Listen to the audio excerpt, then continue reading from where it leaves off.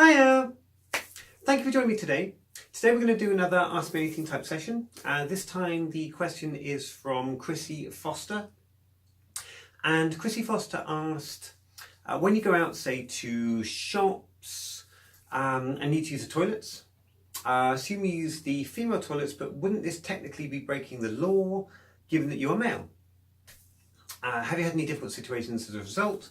Likewise, how do you cope when you need to buy something with your credit card, which has your male identity? Has this caused a problem? Similarly, if you intend travelling abroad as Juliette, how would you cope with your male passport? Have you been embarrassed by such a situation? So again, long detailed question. I'm going to cover off all of the points in relation to this one. So we'll start off up top with toilets. Okay. When I go out, dressed as Juliette, I use the female toilets. Now, I am not an expert on UK law, and I can only talk about experiences within the UK. However, I don't think I'm breaking the law. To my knowledge of the law in the UK, the symbols that are on a public toilet are for guidance purposes only.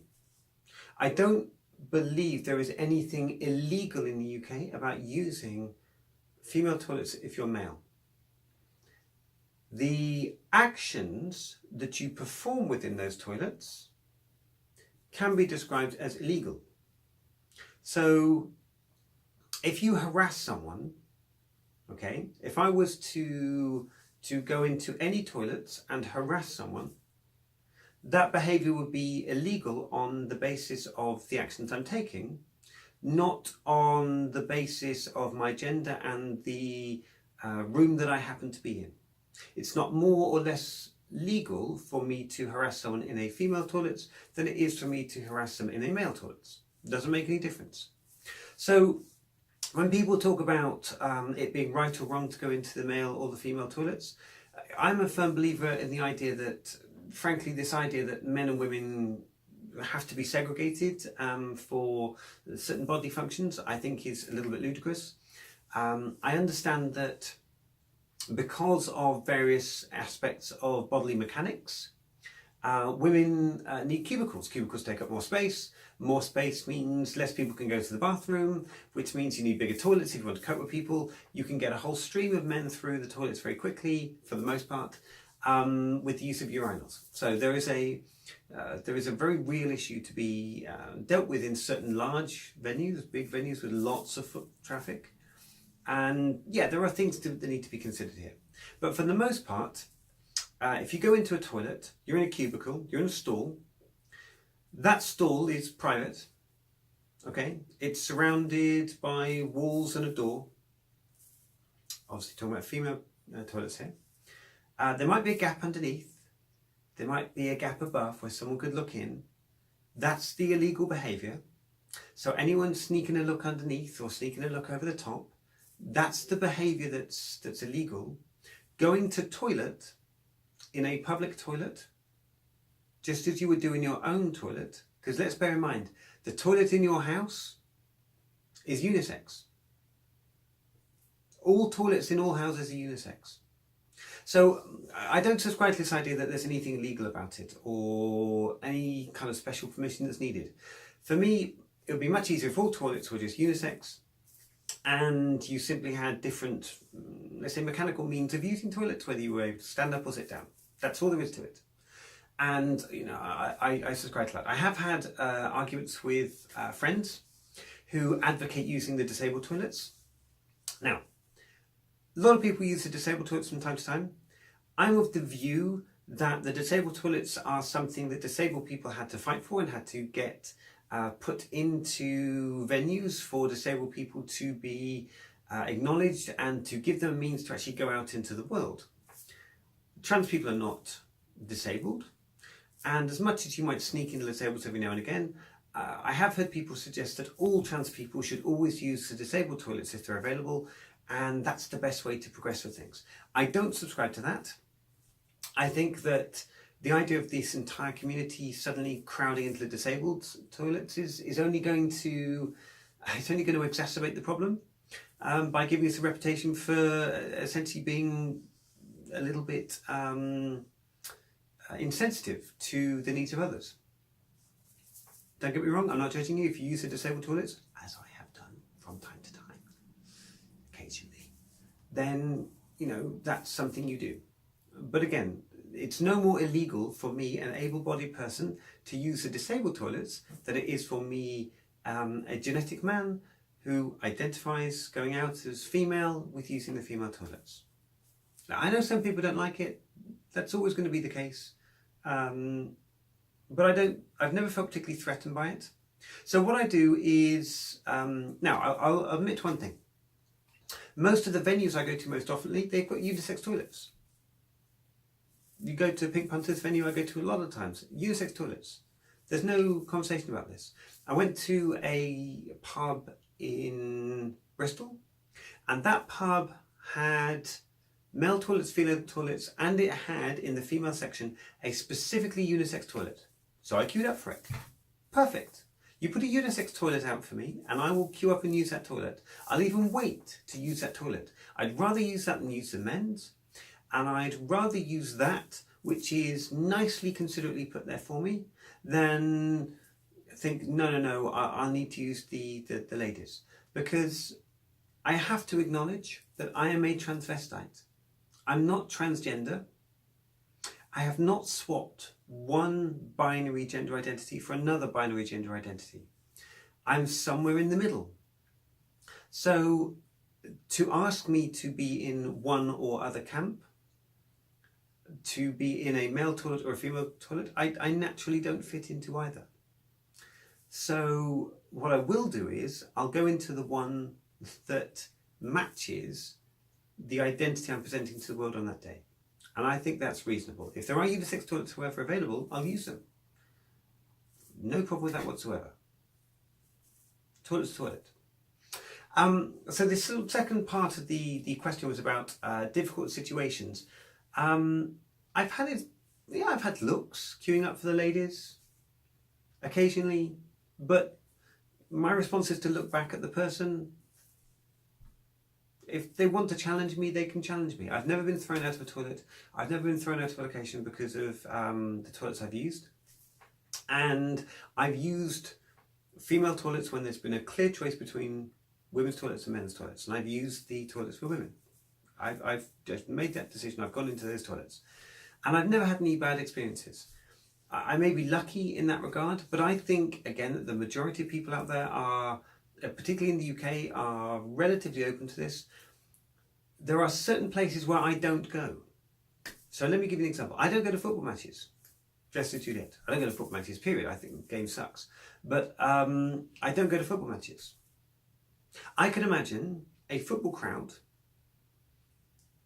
at a football event is going to be a tough audience for someone who's trans. It's going to be a pretty tough audience. Much as they're trying to stamp out these kind of things, that sounds to me like a tough audience. When you go to a restaurant, you go to a pub, you go to a bar, for the most part, if you're choosing what I would call nice venues, you're probably going to be okay. If you're choosing not so nice venues, maybe you're more likely to have a problem. I don't know. Now, a couple of other points were about credit card usage. So, my credit card has my male name on it. It's not a form of identity. It's not an identity card. It's just a card with my name on it. I still sign the same name. Like I said, I call myself Juliette. I introduce myself as Juliette. But if I have to sign something to pay with something, I don't sign the wrong signature. I don't sign Juliette Noir and hope to get away with it. I put in, the PIN details for my male alter ego, if you will. And so I put that out there, and that's fine. I don't have any issues with that. The one thing I can't talk about is passports. So I've never been through customs. I'd love to, but I've never been through customs dressed. Now, what I can say is I know people who have. Take, for example, Shelley. I know someone called Shelley who was in the US and was travelling back to the UK and wanted to travel dressed. I know several other people like Kerry and some of her friends who also went to the US, and they travelled dressed. And they had their male passports with them. They went through security with no issues whatsoever. And as to my knowledge, based on what they posted on Facebook and the communications we've had since then, they had no issues whatsoever, absolutely fine, perfect experience, no problems with customs. I think this idea that there will be problems, I mentioned this in my video about going out, I think a lot of people make assumptions that it will be a problem. People tend to assume the worst about something that is challenging challenging them to sort of break out of a mold, or to go out and do things a little bit differently. So I would absolutely travel dressed. I absolutely would present myself to customs as I am today, present my male passport and say that's me, and expect to be able to cope with that situation. I think you obviously need to know your country. I think travelling between the US and the UK, you have a reasonable expectation things are okay. You wouldn't travel to some countries in the world trying the same thing. Or if you did, you know you'd be inviting trouble. Not everywhere is the same as the UK. Not everywhere gives you these levels of freedom. But I would reasonably expect that I could travel through most of Western Europe on the same passport without too many issues. I'd reasonably expect to be able to pull up in my car to Border Patrol in the UK, queuing up for the Eurotunnel or something like that, and hand over my passport and go through with no issues. I thoroughly expect that to be the case. Having not done it, I can't really speak for it, but absolutely I would do. Anyway, I hope that answers your question. Like I said, I think this idea of what's legal and illegal, it will vary from country to country. My view is that in the UK, none of what I do is illegal. Therefore, there is no legal basis for me to feel any kind of problems with what I'm doing, and therefore I should be able to do as I wish to. Certainly with regards to the toilets, I'm not aware of anything that makes me going to the toilet illegal. Your actions are what are illegal, not the way you dress, not the way you look, not the room you choose to go into. You know, I think that's something that people need to consider. I don't know where you're from, so it's quite possible that where you're from things are different and you see things in a different light. But it's worth looking into. It's always worth knowing where you stand legally. I have a friend, we had a very sort of spirited conversation about this. I have a friend who has a piece of paper they carry around that sort of confirms from a medical perspective that they are someone on the transgender spectrum. I'm not going to go into any details about it, but they carry a piece of paper around. And the reason they carry that piece of paper around is if they are challenged, they want to be able to produce a piece of paper that says, look, this is a recognised medical thing. It's a real thing. It's not me just being someone dressing up. This is how I have dealt with things from a medical basis. It's not just me deciding that I want to dress like this. Now, that's what they do. My view is I just shouldn't need that piece of paper, because you should be able to look at me and go, oh yeah, that person's clearly identifying as female today. Right now, they're identifying as female. That shouldn't be, whether you think I am or not, whether you think, as one person on YouTube recently commented, that I should just go and get some psychiatric help, whatever you think is the situation, I'm comfortable with who I am. I'm not hurting anyone, I'm not harming anyone, I'm not breaking the law. Therefore, what does it matter? And so my view is I shouldn't need a piece of paper like that. If I'm challenged in the toilet, I should simply be able to say, look, what's the problem? What really is the problem with what I'm doing? There's no law against it. You can't call the police on me in the UK. But if you want to, by all means do. I'm not going to cause an argument or a fight. Call the police, let's see what happens. You know, I don't have anywhere particular to be right now. That would be my kind of attitude to it. But I completely understand why other people want some kind of, or feel that they would prefer to have some kind of explanation. And I think that's part of where we are today. I think there is a real sense of this, that the terminology about transgender, transvestite, crossdresser, TG, TV, LGBT, there's a lot of terminology A lot of people get confused by terms like genderqueer. Well, queer isn't a word we're supposed to use anymore, but genderqueer apparently is fine. And there's a lot of terms that are out there that people don't understand, and people don't know how they're supposed to behave. Some people will simply let anything go because they're afraid of doing the wrong thing. Some people will challenge everything because everything is an affront to them. I think we're still in an interesting learning phase where, you know, when people talk about things like cisgender, there was a time when I didn't know what cis meant. I had to look it up. Not everyone knows these terms. I had to look up what cis meant to understand it. People are these cis people, it's a cis problem. I didn't know what it meant. And that was probably like a year or so ago. I didn't know what cis meant a year ago. I had to look it up. Because, you know, I'm an old person underneath all this, and I'm based very much in my old style of dealing with things. And these are some of these new terminologies, these modern terms that people use, or these things that gain popularity. It takes a while for it to filter into the subconscious of people.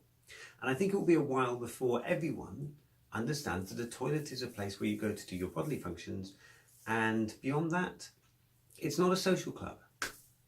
We don't allow separation of genders. We frown upon the separation of gender in every other scenario, and you don't do it in your own home. It's a remarkable example of something where publicly we do things very differently to the way we do things in our own home. And in our own homes, we are far more accepting of a broader approach to how you deal with things. So I can't think off the top of my head of another example that's similar, where we are publicly more rigid about how we apply rules than we are in our own homes, and everyone is the same. Simple thing. Anyway, thank you for your question. I really appreciate that. I hope that does answer your question. This one is a really emotive topic. It's a hot topic. I know lots of people out there are going to disagree with me. A lot of people think I should be in the gents. But if you think this belongs in the gents and you think that being in the gents makes me safe, then I don't know, you know, I don't know what to think about that. I don't feel I belong in the gents looking like this. And if you think I do, okay. I haven't touched on and you know, just to comment on this one, the one thing I haven't touched on, which is the sort of the kryptonite or the you know, the red touch paper on this particular subject is children, which is always levelled. You know, I don't want my daughter going into a toilet with a guy. I understand that fear. I have a daughter. I understand that fear.